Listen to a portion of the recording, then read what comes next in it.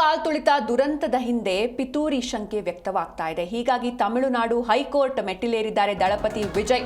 ಕರೂರಿನಲ್ಲಿ ಶನಿವಾರ ನಡೆದಂತಹ ಕಾಲ್ತುಳಿತ ದುರಂತದ ಹಿಂದೆ ಪಿತೂರಿ ಶಂಕೆ ಇದೆ ಅಂತ ತಮಿಳುನಾಡು ಹೈಕೋರ್ಟ್ ಮೆಟ್ಟಿಲೇರಿದ್ದಾರೆ ದಳಪತಿ ವಿಜಯ್. ಈ ಪ್ರಕರಣದ ಬಗ್ಗೆ ಸಿಬಿಐ ತನಿಖೆಗೆ ಟಿವಿಕೆ ಪಕ್ಷ ಆಗ್ರಹವನ್ನ ಮಾಡ್ತಾ ಇದೆ. ಟಿವಿಕೆ ಮತ್ತು ಆಡಳಿತ ಪಕ್ಷದ ರಾಜಕೀಯ ವಾಗ್ಯುದ್ಧ ನಡೀತಾ ಇದೆ. ಇಂದು ಮಧ್ಯಾಹ್ನ ಕೋರ್ಟ್ನಲ್ಲಿ ಈ ಅರ್ಜಿ ವಿಚಾರಣೆ ಕೂಡ ನಡೆಯುತ್ತೆ.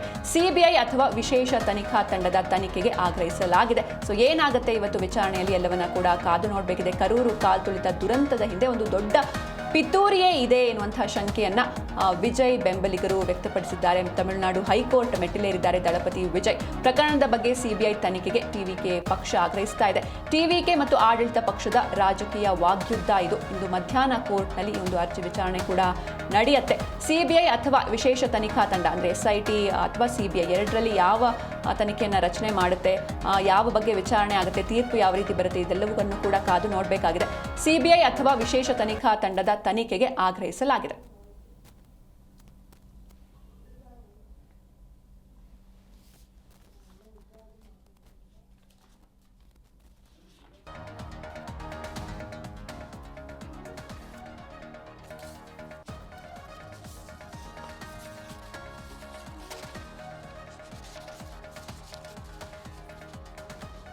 ಇನ್ನು ಈಗಾಗಲೇ ತಮಿಳುನಾಡು ಸರ್ಕಾರ ಏನಿದೆ ಒಂದು ನ್ಯಾಯಾಂಗ ತನಿಖೆಗೆ ಇದನ್ನು ವಹಿಸಿದೆ. ಅಂದರೆ ಯಾಕೆ ಈ ರೀತಿ ಆಯಿತು, ಯಾರ ವೈಫಲ್ಯ, ಯಾರ ಫೇಲ್ಯೂರ್ ಇದು, ಇದೆಲ್ಲದರ ಬಗ್ಗೆ ಪರಿಸ್ಥಿತಿ ಯಾವ ರೀತಿ ಇತ್ತು, ಈ ಬಗ್ಗೆ ಒಂದು ತನಿಖೆ ಆಗಲಿ ಅಂತ ನ್ಯಾಯಾಂಗ ತನಿಖೆಗೆ ಒಪ್ಪಿಸಿದೆ. ಜೊತೆಗೆ ಒಂದು ಆಯೋಗವನ್ನು ಕೂಡ ರಚನೆ ಮಾಡಲಾಗಿದೆ. ಆದರೆ ವಿಜಯ್ ಟೀಮ್ ಅವರ ಆರೋಪವೇ ಬೇರೆ. ಅಂದರೆ ಇದಕ್ಕೆ ಸರ್ಕಾರವೇ ನೇರ ಹೊಣೆ ಆಗುತ್ತೆ. ಹೀಗಾಗಿ ಒಂದು ಪಿತೂರಿ ಶಂಕೆ ಕೂಡ ವ್ಯಕ್ತವಾಗಿದೆ.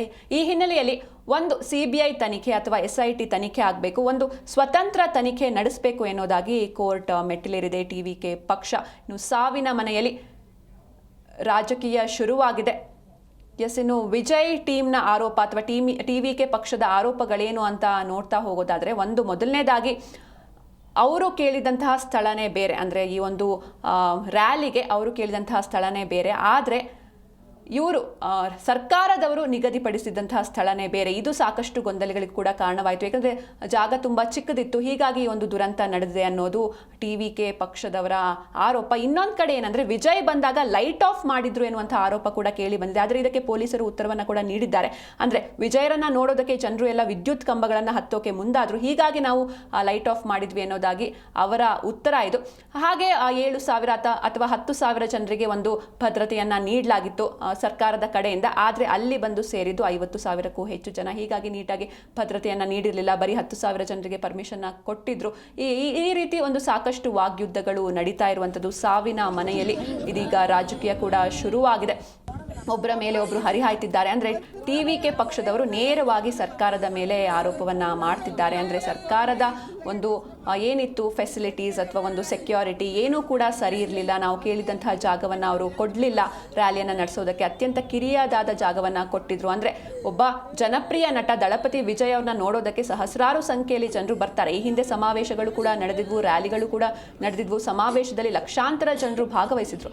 ಆದರೆ ಸಮಾವೇಶ ಅಂದರೆ ಎಲ್ಲೋ ಒಂದು ಕಡೆ ಕುತ್ಕೊಂಡು ನಿಂತ್ಕೊಂಡು ನೋಡುವಂಥ ಒಂದು ಕಾರ್ಯಕ್ರಮ, ಆದರೆ ಇದು ರ್ಯಾಲಿ. ಹೀಗಾಗಿ ಇಲ್ಲಿ ಸಾಕಷ್ಟು ಭದ್ರತೆಯನ್ನು ನೀಡಬೇಕಾಗಿರುತ್ತೆ. ತುಂಬ ಕಿರಿದಾದ ಒಂದು ಜಾಗವನ್ನು ಕೊಟ್ಟಿದ್ರು. ಅಲ್ಲಿ ಅಷ್ಟೊಂದು ಜನಸಂದಣಿ ಬರುತ್ತೆ ಅನ್ನುವಂಥ ಒಂದು ಮಾಹಿತಿ ಇರುತ್ತೆ. ಯಾಕಂದರೆ ಅವರು ಹೇಳಿ ಕೇಳಿ ಕಾಲಿವುಡ್ನ ಸೂಪರ್ ಸ್ಟಾರ್ ದಳಪತಿ ವಿಜಯ್ ಅವರು ಒಂದು ಸಿನಿಮಾ ರಿಲೀಸ್ ಆದರೆ ಸಾಕು ಯಾವ ರೀತಿ ಸೆಲೆಬ್ರೇಟ್ ಮಾಡ್ತಾರೆ ತಮಿಳುನಾಡಲ್ಲಿ ಎನ್ನುವುದನ್ನು ನಮಗೆಲ್ಲರಿಗೂ ಕೂಡ ಗೊತ್ತಿರುವಂಥ ವಿಷಯ. ಅದರಲ್ಲೂ ತಮಿಳುನಾಡಿನಲ್ಲಿ ಈ ಫಿಲ್ಮ್ ಕ್ರೇಜ್ ಜಾಸ್ತಿ ಇರುವಂಥದ್ದು, ಹಾಗೆ ಸೆಲೆಬ್ರಿಟಿಗಳ ಕ್ರೇಜ್ ಕೂಡ ಜಾಸ್ತಿ ಇರುವಂಥದ್ದು. ಏನೇ ಒಂದು ಫಿಲ್ಮ್ ರಿಲೇಟೆಡ್ ಅಥವಾ ಸೆಲೆಬ್ರಿಟಿಗಳ ರಿಲೇಟೆಡ್ ಅಂದರೆ ಜನ ತೀರಾ ಎಕ್ಸ್ಟ್ರೀಮ್ಗೆ ಹೋಗ್ತಾರೆ. ಇದು ಹಿಂದೆಯೂ ಕೂಡ ನಡೆದಿರುವಂಥದ್ದು. ಹೀಗಾಗಿ ವಿಜಯ್ ಅವರು ಒಂದು ರ್ಯಾಲಿಯನ್ನು ನಡೆಸ್ತಾರೆ ಅಂದಾಗ ಈ ರೀತಿ ಸರ್ಕಾರ ಎಲ್ಲೋ ಒಂದು ಕಡೆ ಎಡವಟ್ಟು ಮಾಡ್ತು, ನಿರ್ಲಕ್ಷ್ಯತನವನ್ನು ತೋರಿಸ್ತು ಅನ್ನೋದು ಟಿವಿಕೆ ಪಕ್ಷದವರ ಆರೋಪ.